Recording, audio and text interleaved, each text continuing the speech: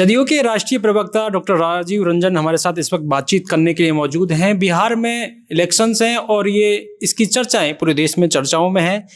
बिहार का चुनाव इस वक्त राष्ट्रीय मुद्दा सा बन गया है, तमाम चर्चाएं हैं और आपके विपक्षी पार्टियां राहुल गांधी लगातार रैलियां कर रहे हैं, वोट चोरी की बात कर रहे हैं। इसको कैसे देखते हैं?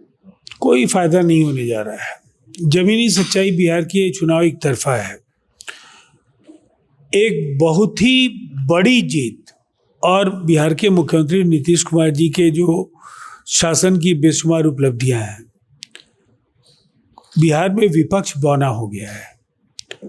अब उन्हें हार का भय सता रहा है, बहाने ढूंढ रहे हैं और इस बार उन्होंने बहाने के तौर पर चुनाव आयोग को अपना निशाना बनाया है।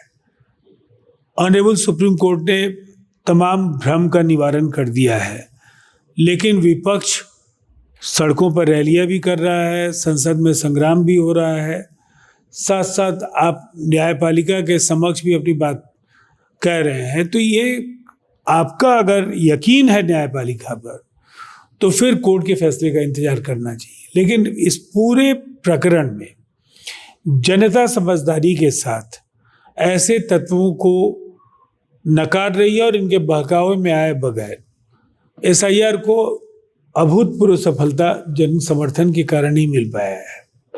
वो काफ़ी आंकड़ा भी दे रहे हैं, कई ऐसी सीटें राजस्थान की सीटें हैं, एक दो सीटें उनका नाम लेकर भी कह रहे हैं और तमाम चीज़ें सामने रख रहे हैं। अब के चुनाव आयोग ने हलफनामा मांगा है उनसे, वो कह रहे हैं मैं राजनीतिक व्यक्ति हूँ, चुनाव हुआ हूँ तो मैं क्यों हलफनामा। राजनीतिक व्यक्ति, आम व्यक्ति और राजनीतिक व्यक्ति, ये बहस भी आम लोगों को समझना होगा कि किस भ्रम में राजनीतिक व्यक्तियों को होना चाहिए। क्या वो संविधान और कानून से ऊपर हैं?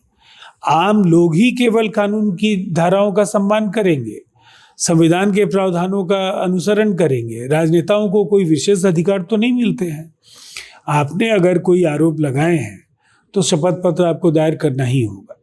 दूसरी बात है कि अगर आपको लगता है कि वोटर लिस्ट में कोई गड़बड़ी है तो फिर पूरे देश में ऐसी गड़बड़ियां होती हैं, ये सब लोग जानते हैं।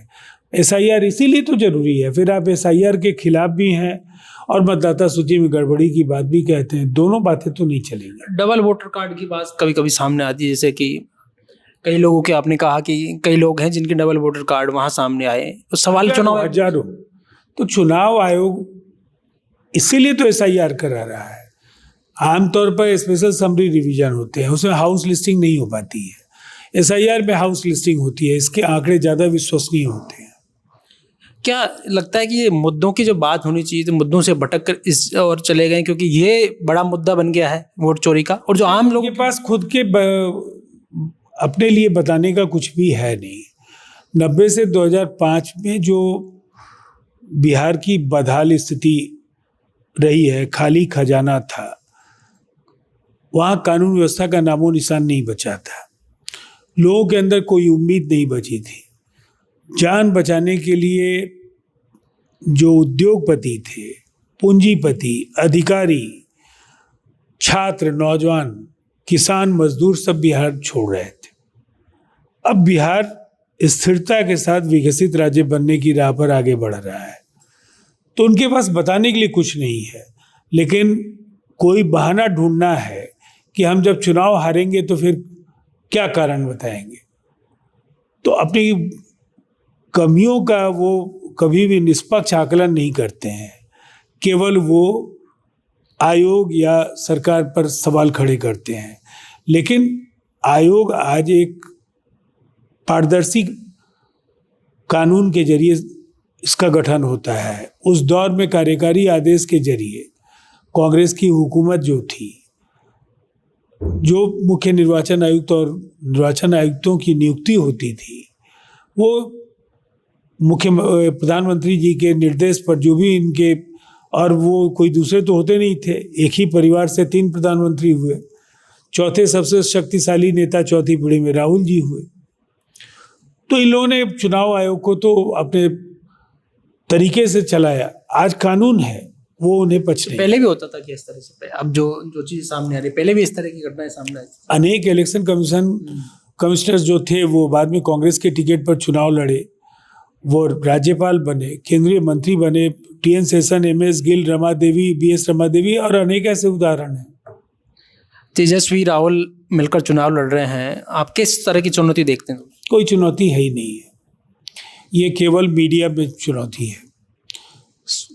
जमीनी तौर पर विपक्ष बिहार में अब तक की सबसे बुरी स्थिति में है।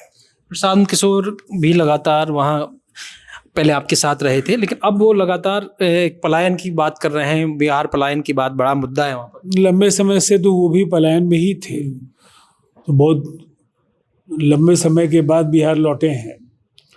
देखिए, मगरमच्छी आंसू से बिहार के लोग पिघलने वाले नहीं हैं, और जो लोग बिहार की समस्याओं के लिए बिहार में रह कर के लड़ते रहे हैं, जिन्होंने बिहार में एक बड़ा बदलाव सुनिश्चित किया, उनका नाम नीतीश कुमार है। और मुकाबला अगर नीतीश कुमार से है तो फिर वैसा ही बनना पड़ेगा।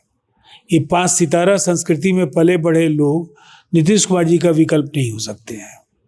महाराष्ट्र में भाषा को लेकर बिहार के लोग वहाँ जाते हैं, भाषा को लेकर एक बड़ा मुद्दा है। भाषा को लेकर वो रिसर्च के तौर पर बाहर उनको भेजने का काम वहाँ से महाराष्ट्र करो, ये मुद्दा आया आपके सामने भी?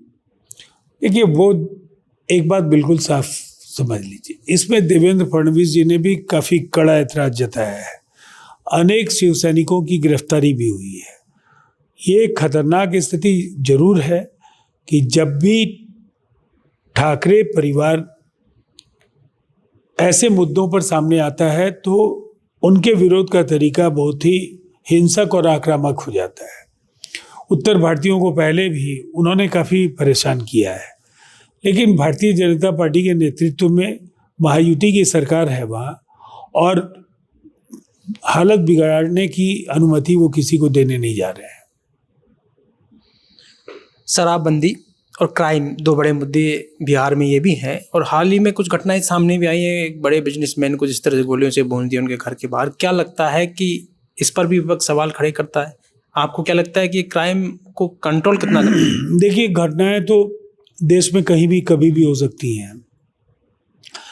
इन घटनाओं से पुलिस के निपटने का तरीका बिहार का काफ़ी, जो एक्शन टेकन रिपोर्ट है वो देखने से आपकी समझ में आएगा। जो भी कार्रवाइयाँ होती हैं, जो चर्चित मामले हैं, उनमें सब में गिरफ्तारियाँ हो गई, उद्भेदन हुआ। अब फास्ट ट्रैक कोर्ट्स 100 की संख्या में बनाए जा रहे हैं। स्पीडी ट्रायल के जरिए उनको सजा मिलेगी। तो ये थे हमारे साथ राजीव रंजन, जदयू के राष्ट्रीय प्रवक्ता थे। तमाम मुद्दों पर बातचीत की। बिहार में चुनाव हैं, ऐसे में SIR का मुद्दा हो, वोट चोरी का मुद्दा हो, उन सब मुद्दों पर खुलकर बातचीत की। और प्रशांत किशोर हो, तेजस्वी यादव हो, और विपक्ष के तौर पर राहुल गांधी हो, उनका कोई चुनौती उनकी नहीं है, और कहीं ना कहीं उनकी सरकार बनने वाली है। पॉलिटिकल पंचायत के लिए जयपुर से दशरथ सिंह।